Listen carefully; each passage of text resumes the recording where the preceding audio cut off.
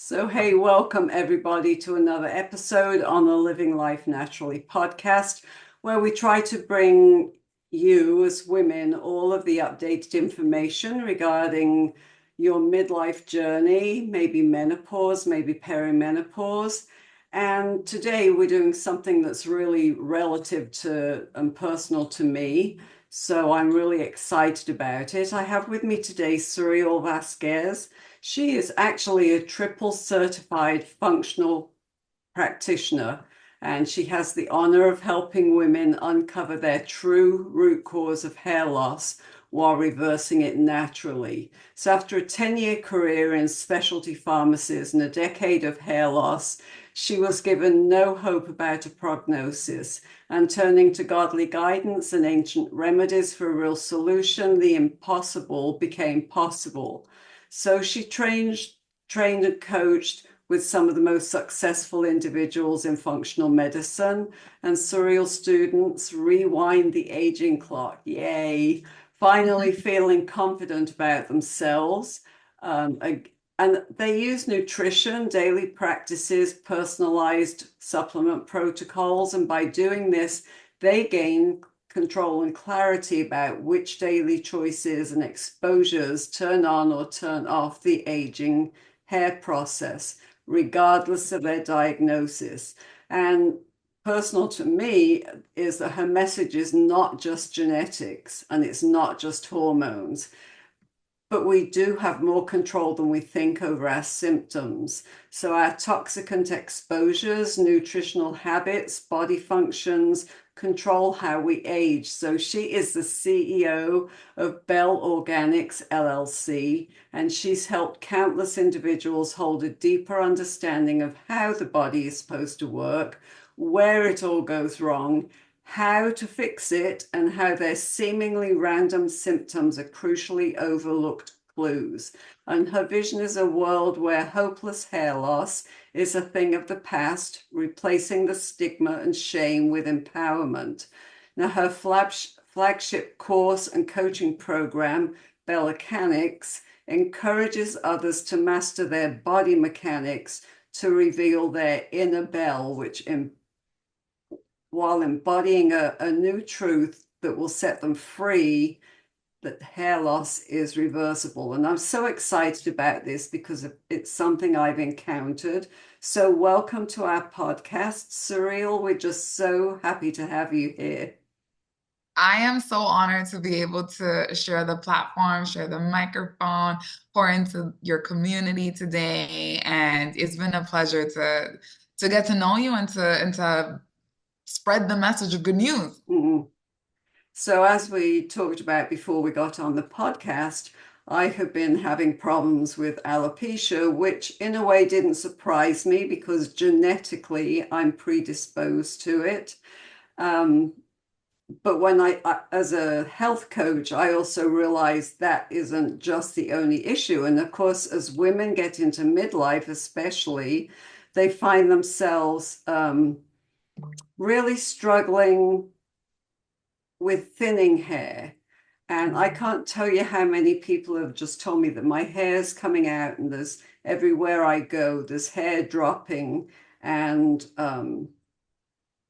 it's just so sad because it really hits deep for us as women when we're losing our hair and we lose our confidence and our control. And I'm sure you come along and find that so much in what you teach people.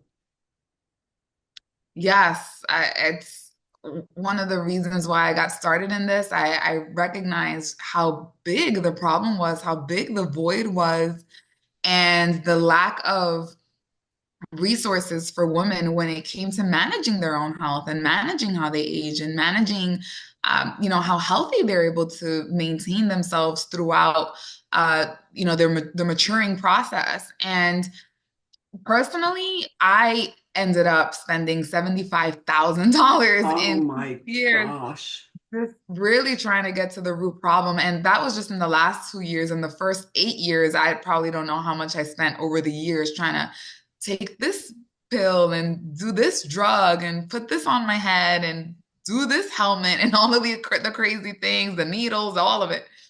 And I wanted to be that safe space for women to know that they're not crazy. This is not normal. I don't care what the labs say. This is not normal.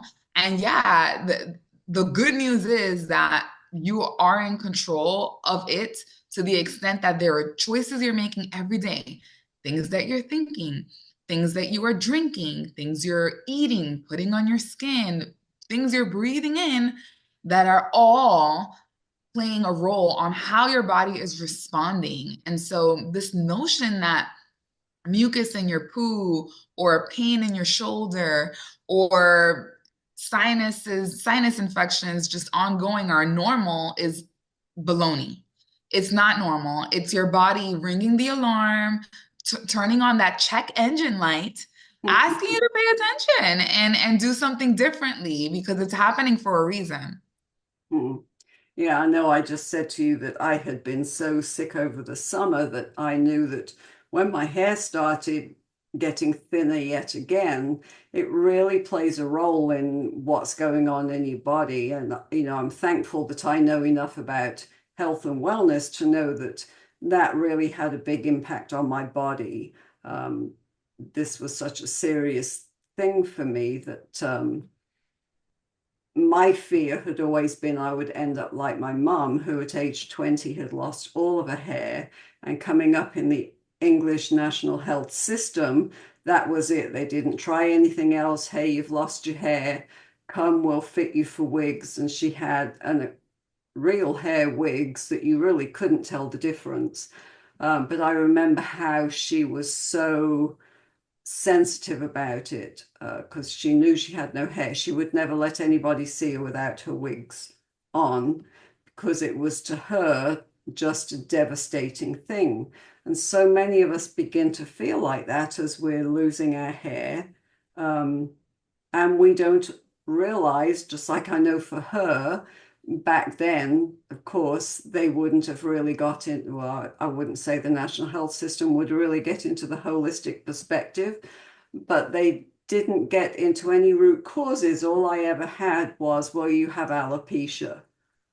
I learned later, alopecia covers a multitude of things. Right. It's like, So oh, I could have told you that. right. So when your dermatologist or your doctor says to you, yes, you've got alopecia, and you think, oh my gosh, and as you're saying, you might get these lab results, what is it that you first encourage women to look at that they can first start thinking about that can begin to reverse this process? How do you mean by that? So is there something holistically that they can do? Um, because normally you go and you mentioned it, you go to a dermatologist or a doctor and they give you something to rub on your head. They can do the injections, they can do all of these other things, and we're so tuned into that. But what should we start with holistically without having to get into something like that? Oh, yes. Okay. There's a book that I wrote. It's called Becoming a Belcanic, and it's free on my website. If you just go to belcanics.com/becoming a Belcanic, anybody can download it. And it really teaches you that science of growing an invisible antenna where you're able to realize I woke up, I felt fine, I had energy, and all of a sudden I became tired. Or I was fine throughout the day, and then I ate something, and all of a sudden, I got inflammation on my scalp. And when you're able to train yourself to start noticing the trends, noticing the differences, the correlation, then you are able to make different choices. And that is actually an art. And that is Mm. becoming a Belcanic because a Belcanic is a woman who masters her body mechanics to reveal her inner bell, that most beautiful version of herself that she's able to reach at her full potential at that part of her life, right? Because beauty is in the eye of the beholder, but beauty is also a healthy person, with glowing Mm. skin and long nails and beautiful hair and energy and a zest for life. And a big premise of the book is being aware of what you're eating. And it even includes foods to eat that will help you in that process typically, and foods not to eat that typically are a problem. But since everyone is so bio-individually unique, it's not an all-inclusive all or nothing statement. It's although there are those parameters, you still have to develop that skill set of being able to identify what's good for you and what isn't by learning to listen to your body. And so that is something holistically that I preach from the mountaintop, and I, tell all my clients, because that's how we're able to use the science of epigenetics to dial up our expression of any disease like type 2 diabetes or high blood pressure or hair loss, or dial it down. So similar to the diseases I just mentioned, hair loss is also a lifestyle disease. So you can reverse type 2 diabetes, you can reverse high blood pressure, you can reverse hair loss, but it really comes down to your lifestyle practices, your nutrition, and then of course there are different supplements that could be used to address the problem as well by nudging your body in the right direction and giving it that capacity to heal itself more vigorously, instead of using medication that just interrupts the natural flow of things and how the body is supposed to work. That's where we get into the issue when we're trying to interrupt what nature is already trying to fix. So when did you start seeing a really bad hair loss for yourself? Well, at the time of this recording, I'm 38 and a half almost. And my journey started at the tender age of 24. And it happened when I got off of birth control. So that was the triggering event for myself. But if I look back into my life prior to that, I was silently stacking up a row of dominoes. You know how they have the domino effect where you're stacking dominoes vertically? So it was my eating disorder for a long portion of my life. It was getting amalgam fillings that are toxic, just being in my mouth for several years, from a teenager to early 20s, I believe. It was living in an old building in New York City where the pipes sometimes were rusty and the water was toxic. I remember getting my tonsils out when I was 5 years old. That handicapped me for life. So, there were several things that were setting me up to not be in the best position. And then when I got off birth control, my body was like, wait a second, you've been giving me these hormones for so long. I forgot how to normally harmonize them. You took that job away from me and now I forgot. And so my progesterone was like, it was having a hard time being created in normal amounts, especially because I had such an inflammatory lifestyle. I was eating so much sugar at the time. And when you're consistently inflamed, that does affect your body's ability to create corpus luteum, to create progesterone. And so then estrogen was like, I know what to do. I mean, since we're consuming vast amounts of estrogenic meats and dairy, and there's estrogen mimicking molecules and plastics, and that's everywhere. And, so then estrogen got out of control and I became quote unquote estrogen dominant, which is common even in women that have low estrogen, because the issue is not how much estrogen, it's the relationship to progesterone and the ratio that plays a role there. And so when you become estrogen dominant, then you become susceptible to different overgrowth because it has that proliferative effect. That's why there are estrogen-based cancers, right? Women with breast cancer, it's, estrogen that's causing it, because there are different types of estrogen. There's the type that protects your bone, helps you orgasm, helps you, live younger, longer. But then there's a type that can cause cancer and that can make you more handicapped in your ability to detoxify effectively. Mm. And so that's what was going on with me. And that just made me susceptible to candida overgrowth. It made me susceptible to a gut microbiome that wasn't healthy. It made me susceptible to my immune system, was burdened. Then I had exposure to mold. It was, when the amalgams were taken out, they weren't taken out by a biological dentist. So they were taken out improperly. I was exposed to a lot of heavy metals when that happened. And so my body was just like, oh my goodness, I'm just having a really hard time here.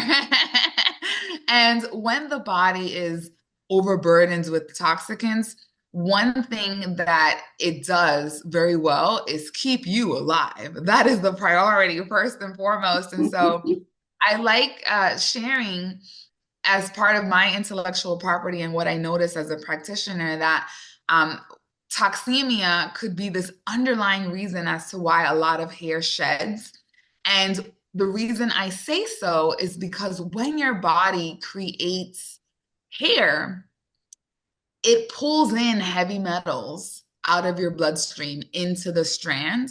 Mm. And when it sheds that strand, it creates a new hair follicle that will also pull in more heavy metals. And so that in and of itself is almost a detoxification process. It's very secondary to your liver and your kidneys and your gut and all of that stuff, but it's still a mechanism that your body uses to help you.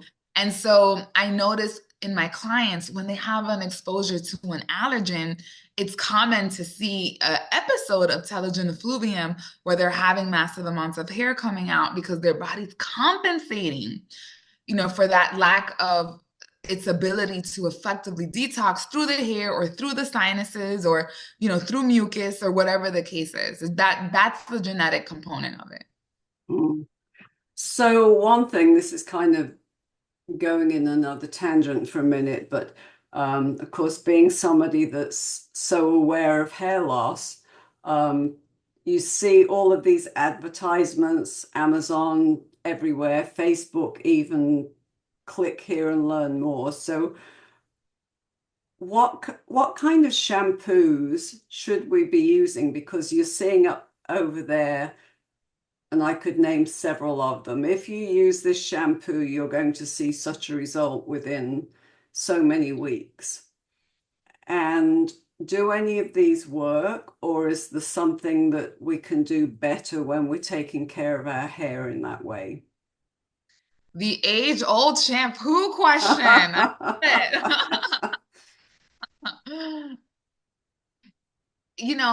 We've been indoctrinated to think in a symptoms-based approach. For every ill, there's a pill.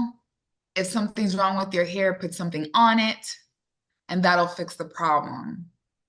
But by continuously thinking in this way, we perpetuate the issue because we've never gotten to the root cause of it. And so that fear that your hair is going to get worse or you're getting the shampoo becomes a self-fulfilling prophecy because the shampoo is not a lifelong solution. If that was the case, we would have been shampooing our hair when we're coming out of the womb because this is how you grow hair. You see what I mean? And so while in my practice, I do have there is a shampoo that I think works pretty well, to bring more blood flow to the scalp. At the same time, I don't necessarily like to be a proponent of use this shampoo and that's going to answer the problem. That's going to fix the problem because it's not. It is a very surface level approach that is going to get you surface level results, literally, And so I believe that the way those shampoos work is by bringing more blood flow to the scalp. And so if you're using a shampoo and it feels minty and you feel a rush to your head, then there's a good chance that's going to help you with something because you're literally bringing more blood flow to your head, and blood that is rich in nutrients, in oxygen, is what is necessary for hair growth. However, if you're using a shampoo and it has minerals and vitamins and your, it has biotin and it has this. And I can't quite say that that is actually going to be the answer you were looking for, because it's not doing enough to resolve the issue functionally. We want to get blood that's rich in nutrients and oxygen to the follicle, but nutrients are consumed through the mouth and then they're digested in the stomach. And then from there, it goes out to your cells, and then your cells receive those nutrients. That's not to say that you can't receive nutrients through your skin, because there are some things that I tell my clients to put on topically. But for the premise of your hair, I don't see that being as a viable solution that is really going to uh, move the needle in the direction where you're like, oh, this is it. This is what I've been waiting for. So hopefully that answers your question. Yes, there's a place and it can help, but if you keep ignoring the root cause while you're using that, you're only delaying the inevitable and making things worse. So how do people find the root cause of their issues?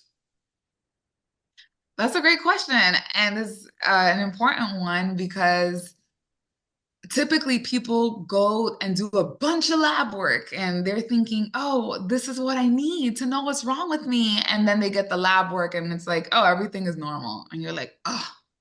Or they'll say, oh, no, you have this wrong with you and that wrong with you. Okay, so what do I do? There's no cure. Oh, this, or, well, look, it's your thyroid, it's this and that. Let's get it into balance. And then you get on the drugs, you do the things, the lab work changes, but your hair doesn't. And you're like, oh, right?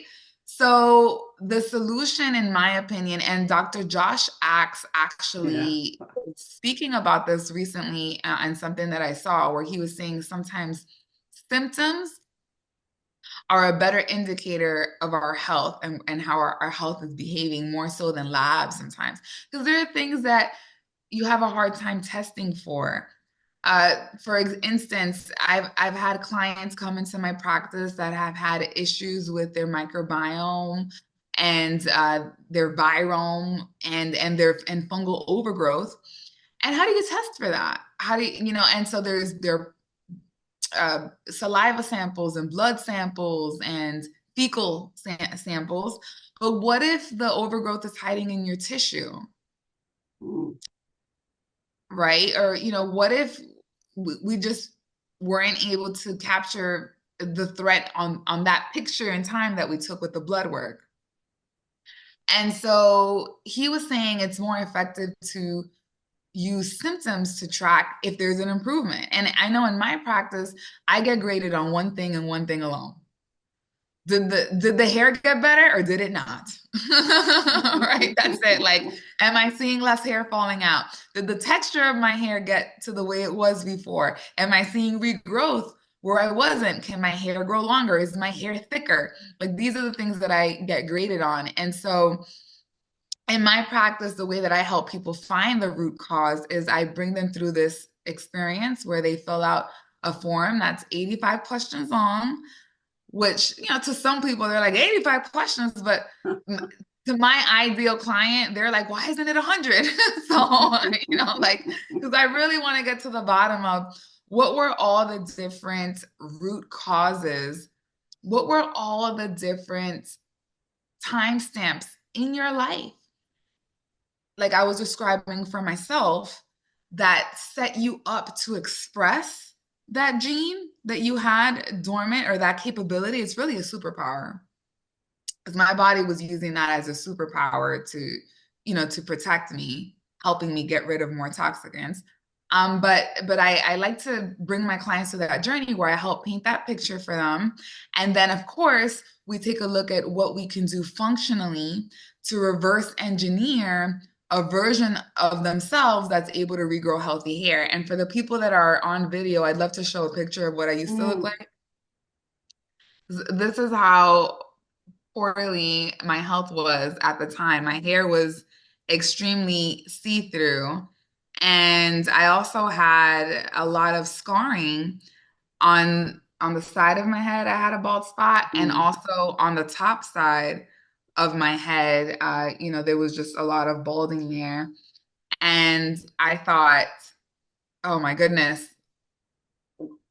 everyone's telling me that there's no hope and there's nothing I can do, and all I can do is slow it down, and they can't grow back.